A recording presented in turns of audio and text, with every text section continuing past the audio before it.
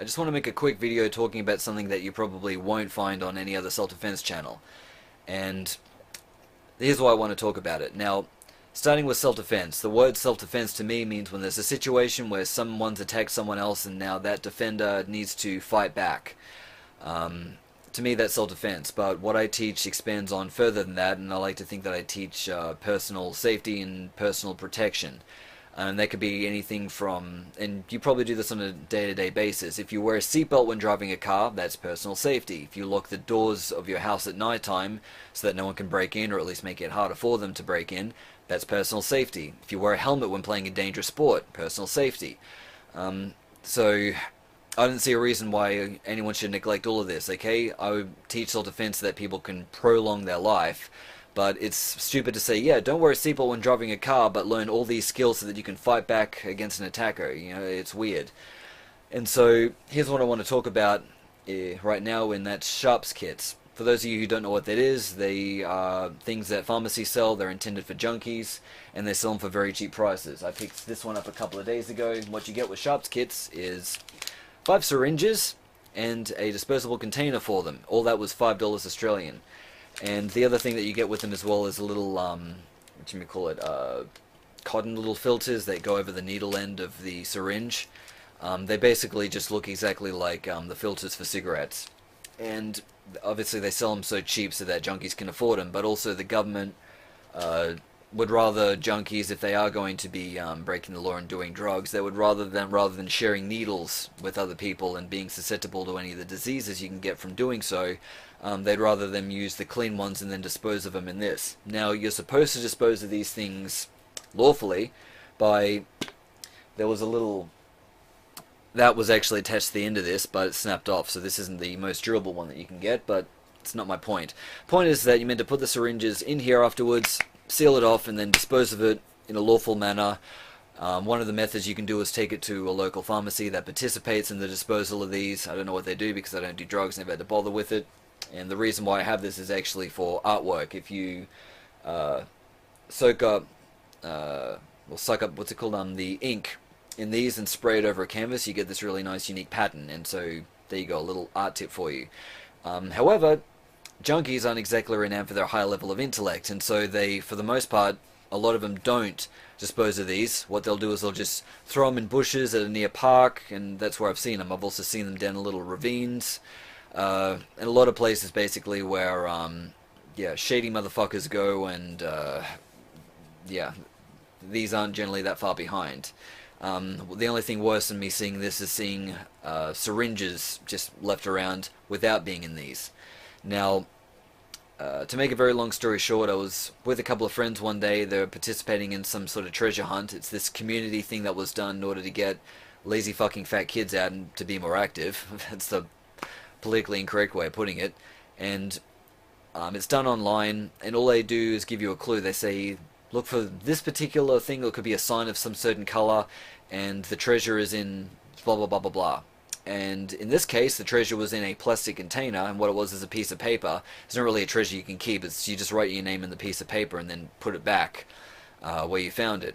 And as I'm with the other people that dragged me into it, we're on sort of like this boardwalk of a, it's like the really long river. There's a boardwalk near it, and they decided to look a little bit under there. So I'm not looking at what they're doing, okay? Both of these friends of mine, they're adults at this point, so I don't feel the need to babysit them.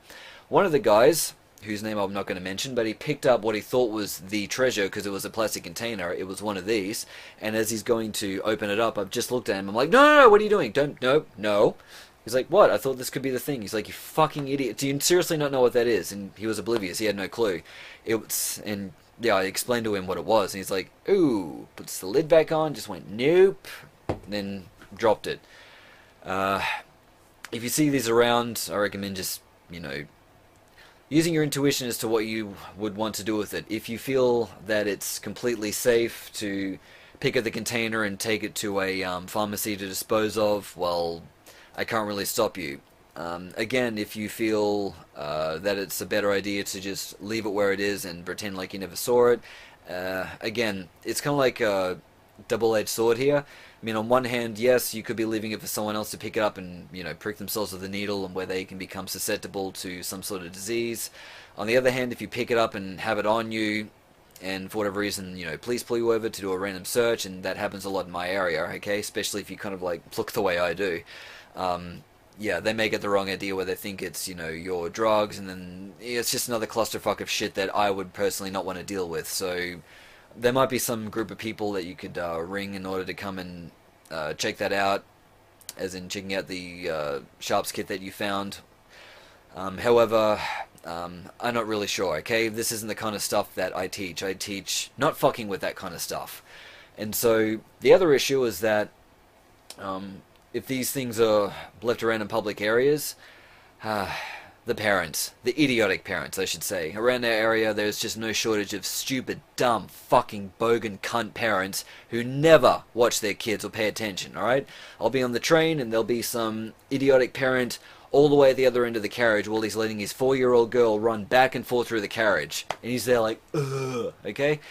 I mean, if there was some creepy fucking pedophile on that train that really wanted to snatch that kid, what the fuck is this useless cunt gonna do being on the other end of the fucking train when all this guy needs to do is just wait for the doors to open, grab the kid, run off, next thing, doors of the train shut, train takes off, that guy doesn't see his kid again. Alright? Same principle when in a park. They're not watching their kids. Kids have this habit of wandering off and exploring areas. Bushes is another one, which me as a kid I like to explore. And if they find one of these Sharps kits in there, kids are smart enough to be able to figure out how to take the lid off, but not smart enough to know not to touch what's inside. And I don't want to bank on the fact that the junkies are always going to put the syringes in their needle down. So if they are poking it for whatever reason, next thing, kid pricks it, and then, yeah, it's anyone's guess what can happen then. They could get sick or they could die. Well, with any luck, maybe nothing happens, but still, it's way better just to keep an eye on your kids and also to make sure that they don't touch this stuff. Even if you do need to go to the local pharmacy and buy one of these, and make sure that you teach your kids about, you know, danger. Okay, it's not just stranger danger you should be teaching them, it's things like this as well not to touch. You know, even if you need to show them what these needles look like. Most kids are shit scared of needles anyway. I mean, if you have to go to a place where you need to get your, what's it called, like a flu shot or something like that, assuming you're a good parent that vaccinates, yeah, kids should be quite aware, oh, no, a needle, I don't want to touch that. But, again, it comes down to that whole personal protection, personal safety, because there might be that moment where you might be looking away just for 5 seconds, which is more than enough time for some little curious kid to see a syringe on the ground that you didn't see and then want to go and touch it. So, anyway, that's just my very small and short rant that I'm going to go into here about this. But, again, it's not my job to raise someone else's kid. That's your job as a parent. I'm just giving you just a couple little pointers here if you want to be a better parent and teach your kid about this kind of stuff. And yeah, for the naive adults who don't know what these things are, if you do see one of these things and feel the need to open up and touch it, don't.